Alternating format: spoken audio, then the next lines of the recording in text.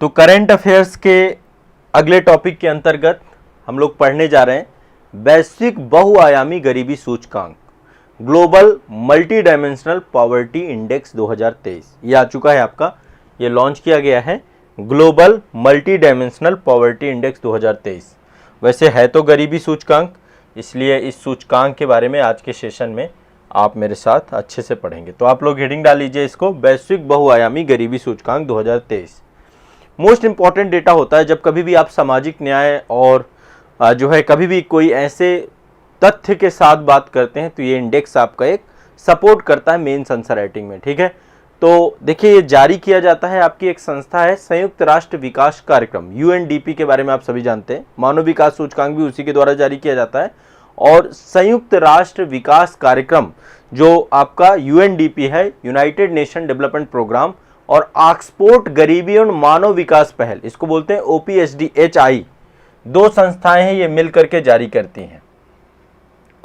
ठीक है, पहला है आपका UNDP, ठीक है, प्लस दूसरी संस्था है ऑक्सफोर्ड गरीबी एवं मानव विकास पहल। आप हिंदी में लिख लीजिएगा इस बात को, इसको मैं शॉर्टकट में लिख देता हूं OPHI। इन दोनों के द्वारा ये जारी किया जाता है, जारी करने वाली संस्था ये है। अभी जो ये वाला 2023 का आया है वैश्विक बहुआयामी गरीबी सूचकांक, ये 11 जुलाई 2023 को आपका जारी किया गया है। कब किया गया है? 11 जुलाई 2023 को। जारी करने वाली संस्था मैंने आपको बता दी। अब इसके बारे में थोड़ा सा मैं आपको बता देता हूं। जब भी कोई भी इंडेक्स आता है उसके ऊपर मानक होते हैं, ऐसे तो हवा हवाई बात होती नहीं है, तो इसमें कई सारे पैरामीटर्स हैं, कई सारे मानक हैं, कई सारे मानक हैं। मैं मानकों की लिस्ट यहां पे बनाता हूं। पहला तो स्वास्थ्य है, स्वास्थ्य है, ठीक है, हेल्थ। दूसरा मानक है आपका शिक्षा, एजुकेशन। और तीसरा है आपका जीवन स्तर। जीवन स्तर में कई बातें आ जाती हैं। देखो स्वास्थ्य में भी दो बातें आती हैं, दो चीजें स्वास्थ्य में इन्होंने रखी हैं। एक तो न्यूट्रिशन, पोषण, खा सब रहे पर पोषित नहीं, पोषण पहला। दूसरा बाल मृत्यु दर, बाल मृत्यु दर, बाल मृत्यु दर। ये तो दो चीजें, दो पैरामीटर आपके इसमें है। इस शिक्षा में भी दो चीजें हैं, कितने लोग स्कूल जा रहे हैं लेकिन कितने साल स्कूल जा रहे हैं, दोनों चीजें हैं। कितने लोग स्कूल जा रहे हैं और कितने साल स्कूल जा रहे हैं, दोनों चीजों को जोड़ करके एजुकेशन का डेटा निकाला जाता है। और जीवन स्तर में काफी चीजें हैं, मतलब आप सोचिए जीवन स्तर काफी बड़ी चीज होती है। जीवन स्तर में जैसे कि पेयजल, यह आपके जीवन स्तर को दिखाता है, आपको स्वच्छ पेयजल की उपलब्धता है कि नहीं है। स्वच्छता, स्वच्छता भी जीवन स्तर को दिखाता है, सैनिटेशन होना चाहिए। बिजली, बिजली भी आपका जो है जीवन स्तर को दिखाता है कि आप बिजली की उपलब्धता हो, पेयजल की उपलब्धता हो, स्वच्छता की उपलब्धता हो। खाना बनाने का ईंधन, कुकिंग फ्यूल जो आपका है, वो भी आपका जीवन स्तर को दिखाता है। तो जीवन स्तर में कई सारी चीजें आती हैं आपकी। मैं एक बार सारी चीजें, मतलब 3-4 पॉइंट तो रखते हैं कि खाना आप अभी भी पुराने ट्रेडिशनल जो तरीका है, तो खाना बनाने का ईंधन क्या है, स्वच्छता है, पेयजल है, बिजली है, प्रति व्यक्ति आय है, ये सब जोड़ दिया जाता है। ये तो पर्टिकुलर मैटर मानक हैं आपके किसके, जो मल्टी डायमेंशनल पॉवर्टी इंडेक्स है। ठीक है, अब यहां पे सोचिए ये इंडेक्स क्या करता है, पूरे विश्व भर में जितने भी देश हैं 100 से अधिक विकासशील देशों में तीव्र बहुआयामी गरीबी को मापता है। जो डेवलपिंग नेशन है उनकी बहुआयामी, बहुआयामी मतलब ये सारे जो आयाम मैंने आपको दिए हैं, इन सब में लोगों की स्थिति क्या है, इस सबको नापता है। ठीक है, समझ रहे हैं सभी लोग? पहले इसको पढ़िए सभी लोग, इस क्लास को करिए। अब यहां पे आप समझिए, इसमें ये स्वास्थ्य, शिक्षा और जीवन के विभिन्न पहलुओं पर लगभग 10 से ज्यादा प्रभावी संकेतकों के आधार पे ये चीजों को डेवलप करता है। अब इससे जुड़े हुए बहुत सारे फैक्ट हैं। अब मैं कुछ फैक्ट बोलता जाऊंगा, आप फैक्ट लिखते जाना। पहला फैक्ट इस बार का जो आया है, इसके अनुसार पूरे विश्व में 6.1 बिलियन लोगों में से, पूरे विश्व में 6.1 बिलियन लोगों में से, क्योंकि पूरे सभी देशों का डेटा नहीं है इसमें, 100 के आसपास देशों का डेटा ये जारी करता है, तो 6.1 बिलियन लोगों में से 1.1 बिलियन लोग गरीब हैं। पहले गरीबों की संख्या इसमें बताई गई है, 6.1 बिलियन में से 1.1 बिलियन क्या है, गरीब है। ये पूरे विश्व का डेटा है। अभी मैं भारत का भी थोड़ा सा बता दूंगा, ठीक है। तो पहले तो ये बताया गया इसमें कि टोटल इतने लोग हैं और इतनी गरीबी है। क्लियर है ना? सभी लोग लिखते जाइएगा, लिखना है सभी को, ठीक है। दूसरी बात, अब इसका मतलब क्या है? लगभग 18% से ज्यादा लोग बहुआयामी रूप से अत्यंत गरीब हैं। जो 18% से ज्यादा लोग हैं वो गरीबी रेखा में नीचे चल रहे हैं। 1.1 बिलियन लोग, 334 मिलियन लोग, सभी लोग, मतलब आप सोचिए अफ्रीकन देशों में सर्वाधिक लोग हैं। सबसे ज्यादा लोग आपके कहां पे? अफ्रीकन क्षेत्रों में, मतलब आधे से ज्यादा लोग अफ्रीका में। अफ्रीका के देशों की स्थिति बहुत बुरी है, यह भी ध्यान रखना है आपको, ठीक है। मतलब मध्यम आय वाले जितने भी देश हैं वहां पर गरीबी का स्तर सर्वाधिक है, सबसे ज्यादा है, ठीक है। यह आपको बेसिक आपको पता होना चाहिए। भारत की बात कर लेते हैं थोड़ा सा। हमारे इंडिया का डेटा इन्होंने क्या दिया है? इन्होंने कहा है कि भारत में अभी भी, मतलब 2019-21 का डेटा है, 2019 से लेकर 21, 2019, 20, 21, इन्होंने कहा भारत में अभी भी 230 मिलियन से अधिक लोग गरीब हैं। दो भारत की बात कर रहे हैं, ये भारत का डेटा मैं यहां पे लिख रहा हूं, 230 मिलियन से अधिक गरीब टोटल भारत में है। भारत की स्थिति ये है, ठीक है, ये ध्यान रखिएगा। लेकिन हमने बहुत प्रयास किया है। इस रिपोर्ट में यह भी कहा गया है कि भारत भी उन सभी 25 देशों में सम्मिलित है जिन्होंने 15 वर्षों के भीतर भीतर आपकी अपनी गरीबी को आधा कर लिया है। तो बहुत तेजी से भारत ने अपनी गरीबी स्तर को बेहतर करने का प्रयास किया। 2005-6 में वो देखें तो टोटल 55% से ज्यादा हमारी गरीबी हुआ करती थी। अभी गरीबी टोटल कितनी है? यहाँ पे 16.1% लोग गरीब रह रहे हैं। 16.4, माफ करिएगा, इस डेटा के हिसाब से। आज से लगभग 10 साल पहले, मान लीजिए 10 नहीं 20 साल पहले, आज से लगभग 20 साल पहले यही गरीबी 55% से ज्यादा हुआ करती थी इस डेटा के हिसाब से। लेकिन अभी ये गरीबी 16.4% बची है, ठीक है। तो ये भी ध्यान रखिएगा, क्लियर है। अभी बड़े स्तर पे भारत में सुधार हुए हैं। तो ये कुछ बेसिक डेटा है जो आपको पता होना चाहिए। पूरे विश्व में 6.1 बिलियन में से 1.1 बिलियन, भारत की बात करें तो 230 मिलियन में से, मतलब इतने टोटल गरीब हैं। लेकिन ये संख्या बहुत तेजी से कम हुई है। हमने पिछले 15 से 20 सालों में अपने देश के गरीबी स्तर को बेहतर किया है, मतलब लोगों को अच्छे जीवन स्तर की तरफ ले गए हैं। तो एक बार मुझे बताइए, क्या ये क्लियर है? जितने पॉइंट मैंने बता दिए बस इतने पर्याप्त हैं, इससे ज़्यादा कुछ ज़्यादा आएगा नहीं, ठीक है। रफली आप ये इतना ध्यान रखिएगा। क्लियर है? स्पष्ट है? चलिए आगे चलें। ये वाला क्लियर है ना सभी को? इसमें कोई डाउट तो नहीं है? हाँ, एक एक करके क्लियर करते हुए चलेंगे, कोई डाउट नहीं होना चाहिए। Good morning, good morning. ठीक है, चलिए मैं अगली क्लास में चलता हूं। अगली देखिए, ये आप देख रहे हैं, ये आप इसको लेकर के आप लोगों ने काफ़ी सारे जो है न्यूज़ में सुना होगा, बहुत चर्चाएं थी।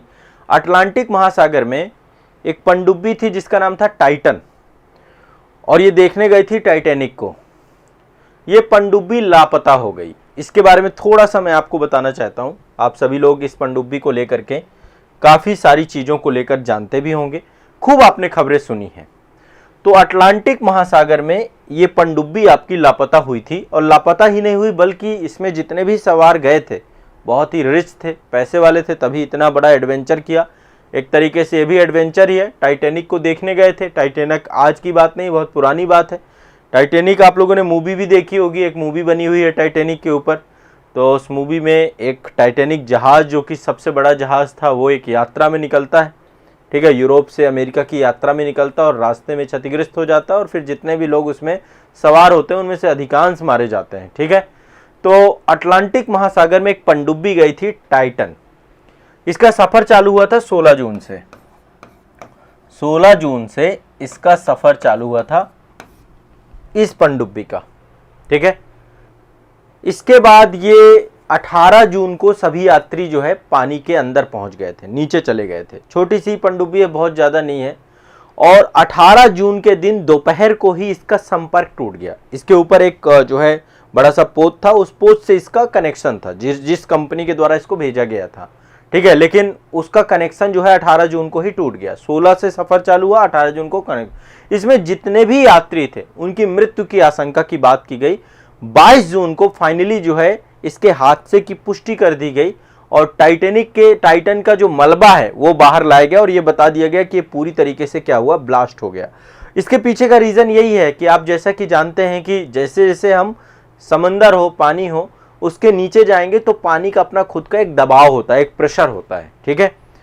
अब समझिए ये हर जगह, जैसे आप आसमान में उड़ते हैं तो एरोप्लेन में भी जब आप जाएंगे तो ऊपर जैसे जैसे जाते हैं तो वायुमंडल का भी एक दबाव होता है, ऊपर जाने पे वो कम होता है। और जैसे अभी हम है ना यहाँ पे रह रहे हैं पृथ्वी में, तो वायु हमारे ऊपर दबाव डालती है।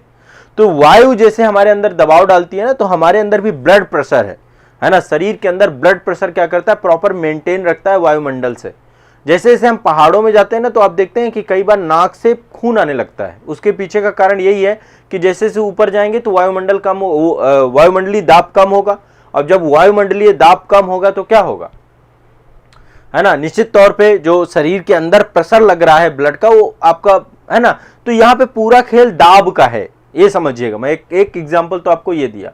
ऐसे ही पृथ्वी के अंदर जब हम जाते हैं ना, पृथ्वी के अंदर वैसे जाना पॉसिबल नहीं है ना, लेकिन फिर भी पृथ्वी के अंदर जैसे जैसे हम जाते हैं ना, क्रिस्ट, मेंटल कोर, है ना, तो वहां पे दाब बढ़ता जाता है। उसी तरीके से जल की स्थिति है, कोई भी चीज दबाव डालती है। आप देखिए मेरे हाथ में ये माउस रखा हुआ है, तो ये दबाव डाल रहा है। ये पेन में रख दूंगा, थोड़ा सा दबाव बढ़ जाएगा। हर चीज का अपना दबाव होता है। परीक्षा का भी दबाव होता है, आप सभी जानते हैं। परीक्षा के टाइम पे आप दबाव महसूस करते हैं। तो टोटल 5 यात्री इसमें थे, पायलट सहित 4 यात्री गए थे और 5 यात्री टोटल थे इसमें।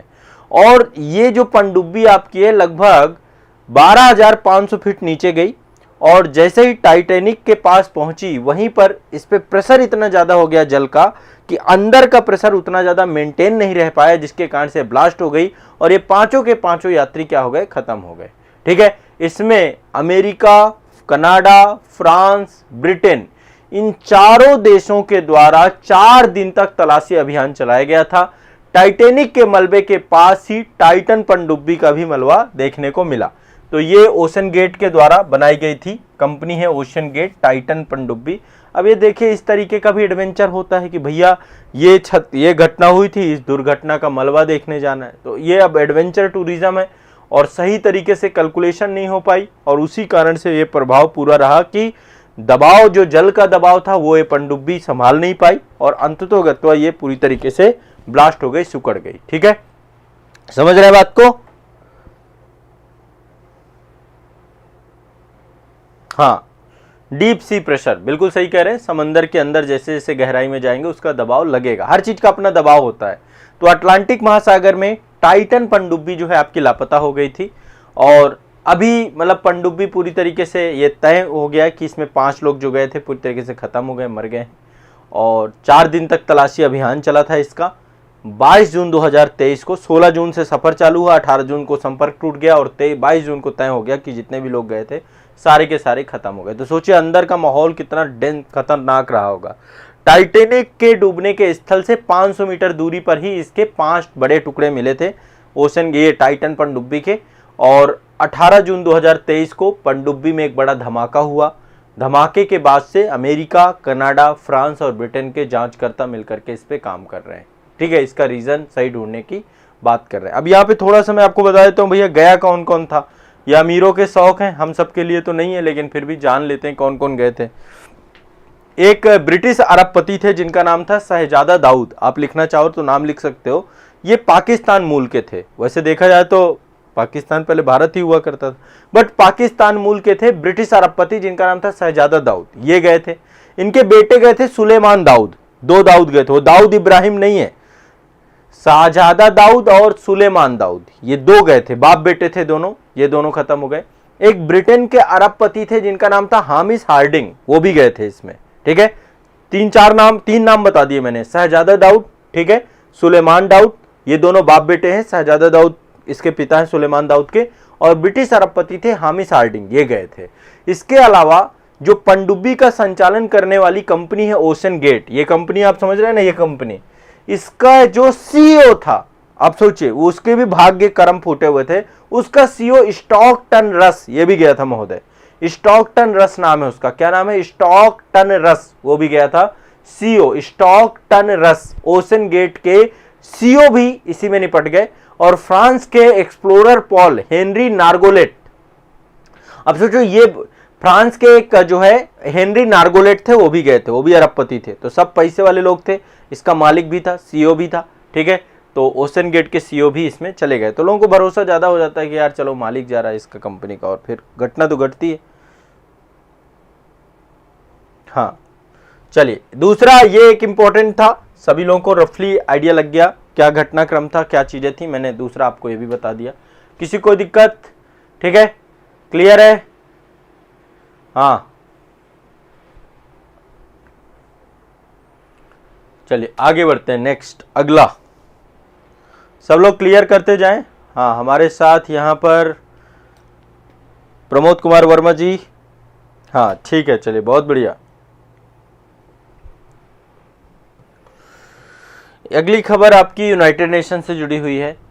संयुक्त राष्ट्र मुख्यालय, संयुक्त राष्ट्र मुख्यालय में शहीद शांति सैनिक, देखिए आपको पता है शांति सेना भेजी जाती है ना, देश भर में जहां भी अशांति है पूरे विश्व भर में, उसके लिए यूनाइटेड नेशन की खुद की शांति सेना है, और खुद की नहीं है, बहुत सारे देश जो है इसमें जुड़े हुए हैं, बहुत सारे देश अपने सैनिकों को भेजते हैं यूनाइटेड नेशन की शांति सेना में। तो संयुक्त राष्ट्र मुख्यालय में शहीद शांति सैनिकों को समर्पित एक स्मारक दीवार बनाई, जिसका नाम दिया गया है मेमोरियल वॉल करके नाम दिया गया है इसका, मेमोरियल वॉल, मतलब जो यूनाइटेड नेशन का मुख्यालय है ना, उस मुख्यालय में एक बड़ी सी दीवार बनाई जा रही है, वॉल बनाई जा रही है, ठीक है, ये तो सुरक्षा परिषद का दृश्य है। उस वॉल में जितने भी शांति सैनिक हैं जो शांति सेना के तहत जाते थे, उन सभी के लिए एक बड़ी सी वॉल क्रिएट की जा रही है, उसमें सबके नाम लिखे जाएंगे, ठीक है। जैसे आप देखते हैं इंडिया गेट, यदि आप लोगों ने कभी देखा हो तो इंडिया गेट भी एक देखा जाए तो एक जो है यही मेमोरियल स्मारक है, उसी के बगल में अब युद्ध स्मारक भी बना दिया गया है बगल में ही जस्ट उसके। तो ये प्रस्ताव पेश किया हमारे देश भारत ने कहा कि भाई ऐसी एक वॉल बनानी चाहिए, यहाँ पर जो शांति सेना में लोग शहीद हुए हैं तो उनके नाम वहां पर होने चाहिए, ठीक है। तो प्रस्ताव किसके द्वारा पेश किया गया, भारत के द्वारा, और संयुक्त राष्ट्र की जो असेंबली है, जनरल असेंबली है जिसको महासभा कहते हैं, उसके द्वारा इस प्रस्ताव को स्वीकार भी कर लिया गया। 14 जून 2023 को यह प्रस्ताव स्वीकार कर लिया गया। संयुक्त राष्ट्र में भारत की स्थायी प्रतिनिधि रुचि कंबोज है, वहां पे रुचिरा कंबोज, आप नाम जानते होंगे, बहुत फेमस नाम है, हमेशा भारत का पक्ष बहुत मजबूती से रखती हैं। भारत की स्थायी प्रतिनिधि है रुचिरा कंबोज जी, उनके द्वारा यह प्रस्ताव रखा गया था और इसको जो है जनरल असेंबली के द्वारा जो है एक्सेप्ट कर लिया गया, ठीक है। तो इस स्मारक में संयुक्त राष्ट्र में शांति मिशन पर जितने भी सैनिक शहीद हुए हैं, विश्व के कितने भी देशों में जाते हैं वहां पर, तो उनको नाम लिखा जाएगा और नाम लिख करके उनको श्रद्धांजलि दी जाएगी, ठीक है। तो ये आपको ध्यान रखिएगा, है ना। इससे पहले 2015 में आपको याद हो हमारे प्रधानमंत्री जी अमेरिका दौरे पे गए थे, संयुक्त राष्ट्र में उन्होंने भाषण दिया था और संयुक्त राष्ट्र भाषण में उन्होंने बोला था कि शांति मिशन में जितने भी भारतीय शहीद हुए या फिर विश्व के जितने भी सैनिक शहीद हुए, उनकी याद में एक स्मारक दीवार बनानी है, मेमोरियल वॉल बनानी है। तो आप ध्यान रखिएगा, एक मेमोरियल वॉल बनाई जा रही है संयुक्त राष्ट्र में, ठीक है। क्लियर है सभी को, ठीक। और इसके लिए जो है ये शांति मिशन जो है आपका इसी के लिए, इसी के तहत काम किया जा रहा है, ठीक है। ये वाला भी क्लियर है सभी को। चलिए आगे चलते हैं, नेक्स्ट अगली खबर है पे आते हैं। अगला एक सूचकांक है आप सभी का, ग्लोबल स्टार्टअप इकोसिस्टम रिपोर्ट 2023। सूचकांक भी है, इंडेक्स भी है या रिपोर्ट भी है, जो भी आप कहें, ग्लोबल स्टार्टअप इकोसिस्टम रिपोर्ट 2023। हाँ, शहीदों के नाम पे ही ये रहेगी जो शांति सेना में रहे हैं। Global startup ecosystem report 2023। कोई दिक्कत है किसी को? कोई दिक्कत नहीं है। ये जून 2023 में आपका जारी किया गया था और स्टार्टअप ब्लिंक के द्वारा जारी किया गया। एक कंपनी आपकी स्टार्टअप ब्लिंक एक कंपनी है, उसके द्वारा ये जारी किया गया, ये ध्यान रखिएगा। तो इसमें इस पूरे सूचकांक में है क्या, विश्व भर में स्टार्टअप के भविष्य को आकार देने वाले 100 देशों का मूल्यांकन किया गया है। ठीक है, ध्यान रखिएगा। अब इसमें टॉप 5 कंट्री कौन है इस इंडेक्स के अंतर्गत, 5 देश कौन से हैं। नंबर 1 पे आपको पता है अभी अमेरिका ही रहने वाला है, अमेरिका में स्टार्टअप की बाढ़ रहती है ना। तो अमेरिका नंबर 1 में है इस सूचकांक के तहत, यूके दूसरे नंबर पे है, तीसरे नंबर पे इजराइल है, इजराइल। ठीक है, ये स्टार्टअप टॉप 3 स्टार्टअप कंट्री हैं। स्टार्टअप समझ रहे हैं ना, स्व उद्यमिता, है ना, स्व उद्यमिता के माध्यम से करने वाले देशों में से ये है।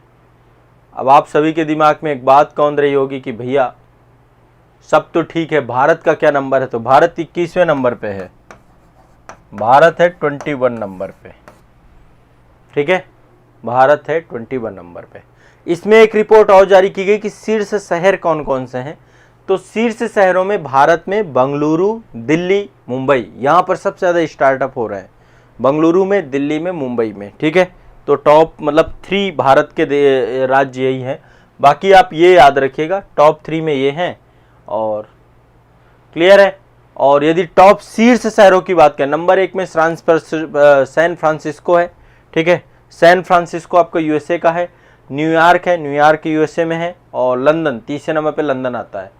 बेंगलुरु 8वें नंबर पे है, दिल्ली 13वें नंबर पे है, और मुंबई भी आपका जो है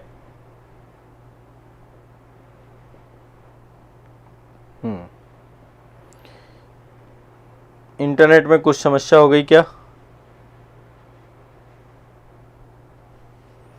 1 मिनट रुकिएगा।